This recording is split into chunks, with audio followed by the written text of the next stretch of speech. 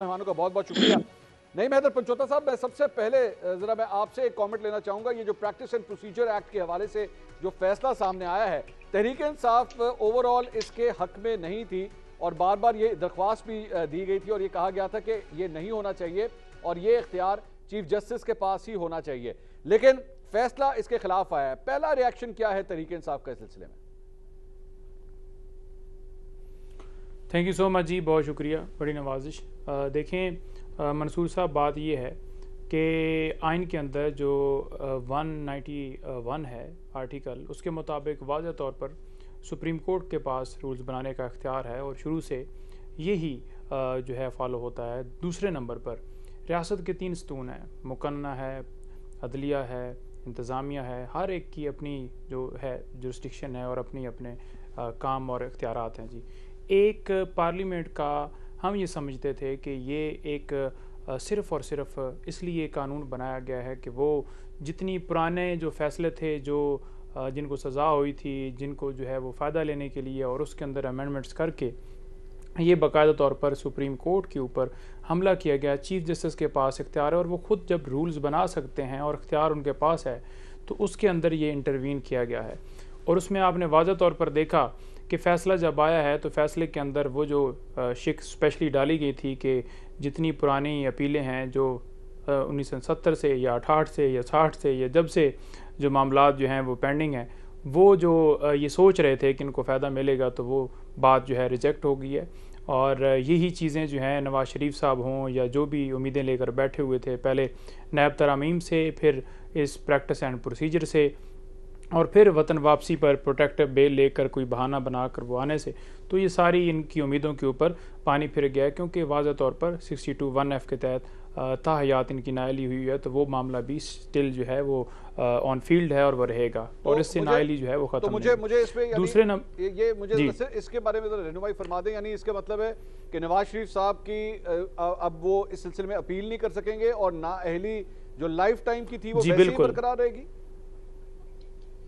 बिल्कुल जी, अपील वो ये समझते थे कि ये तरहमीम करके शायद उनको हक मिल जाए जो कि एक्ट के अंदर पास की गई थी और वो वापस रिवर्ट हो गई हैं और उनके पास अब हक नहीं है। और 62(1)(f) के तहत जब सुप्रीम कोर्ट वाज़ह तौर पर तशरीह कर चुकी है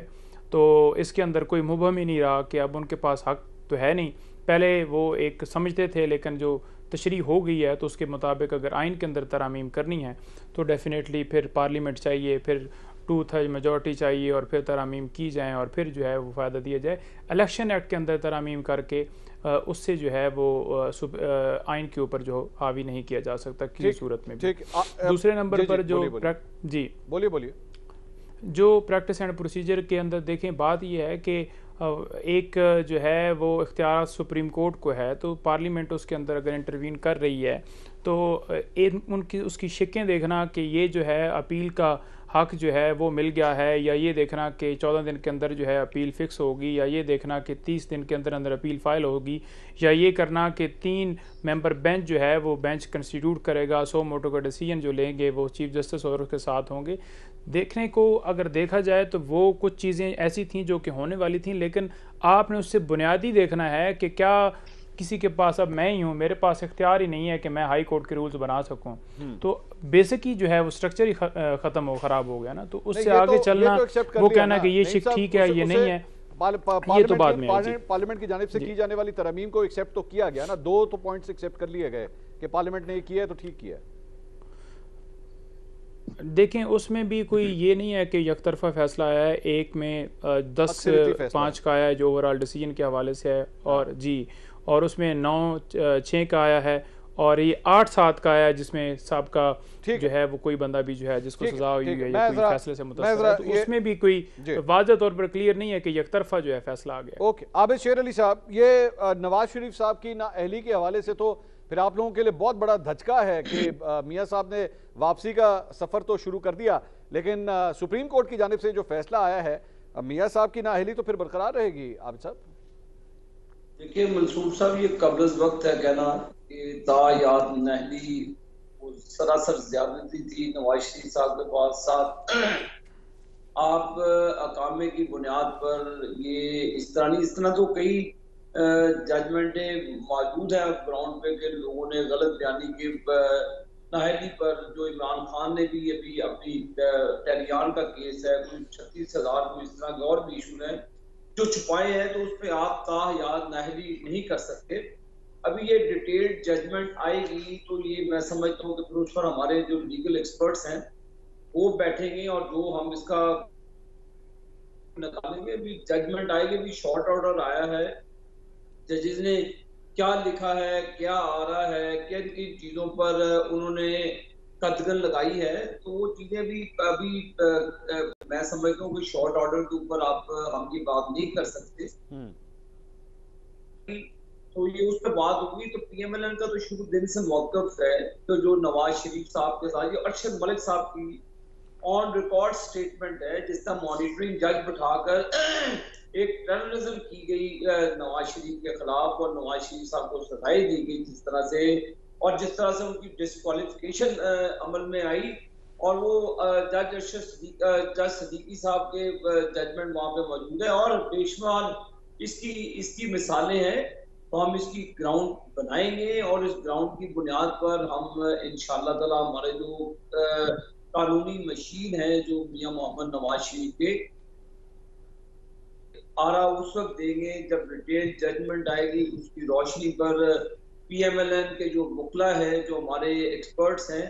फिर उस पर मैं इस पोजीशन में हूँगा मंसूर साहब बात करने को। लेकिन एक बात तो है कि पार्लियामेंट की सुपरमेसी को आज एक्सेप्ट किया गया, ये भी एक तौकीर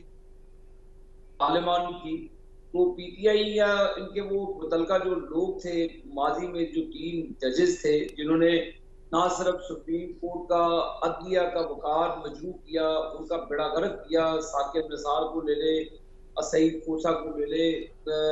बंदियाल को ले ले, तो ये तमाम लोग मकरूज चेहरे हैं जिन्होंने जुडिशरी जो 140 नंबर पे गई है, इन लोगों के फैसलों की वजह से की है कि फर्द वाहिद ही ड्राइव कर रहा है, वो चंद लोगों को, अपने मनपसंद लोगों को बिठाकर मनसूबा फैसले करते हैं। ऐसे नहीं होता। तो मैं इसी पर अपनी बात को कहूंगा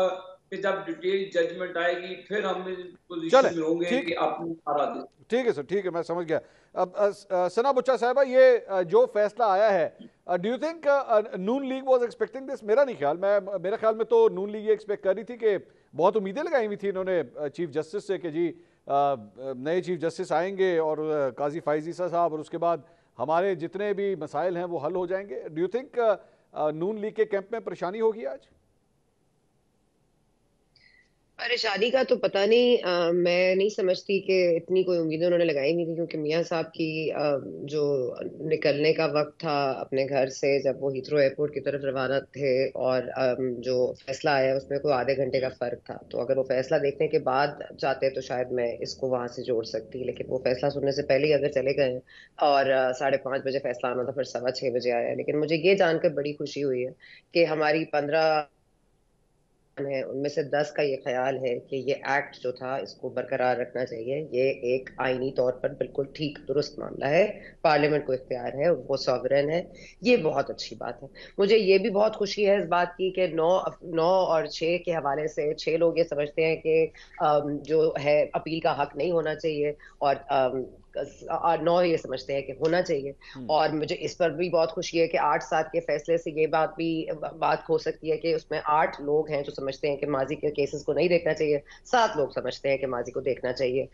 तो मैं समझती हूँ कि ये नैनी केस बड़ा खूबसूरत आज एक ओरिएंटेशन है। अगर आप इसको देखें तो ये बहुत इंस्टीट्यूशनल वाइज बहुत खूबसूरती से कैरी आउट हुआ है, क्योंकि हर कोई एक पेज पर नहीं हो सकता। इस मुल्क में ये मिजाज जो रखा गया है, ये मिजाज दुरुस्त नहीं है। और ये करने से कम से कम, जो हम ये बार बार कहते हैं कि judicial martial law, judicial murder, तो ये तमाम तर चीज़ों का जो रास्ता है वो कम से कम बंद करने की कोई कार्रवाई बाकायदा शुरू हो गई है। तो वो एक जज को कुछ कह देना, उसके तरफ से आउट ऑफ प्रोपोर्शन जो है वो आउट ऑफ टर्न प्रमोशन भी कर देना, अपने हम ख्याल बेंच भी बना लेना, हमने ये देखा है, बार बार माजी में देखा है। जस्टिस काजी फाइज ईसा का ये आज का फैसला तो नहीं है, वो तो जब से ये एक्ट एक्ट जब आया था, जब ये बिल आया था, तब से जब से स्टे बिल आया, वो तब से किसी बेंच का हिस्सा नहीं बने, क्योंकि उनके नजदीक उन्होंने उसी वक्त इसको इख्तियार कर लिया था, इसको मान लिया था। तो ये बात उनके मानने की नहीं थी, लेकिन ये 15 जजेस साहिबान को एक पेज पर लाने के लिए, या कम से कम अवाम के सामने इस चीज को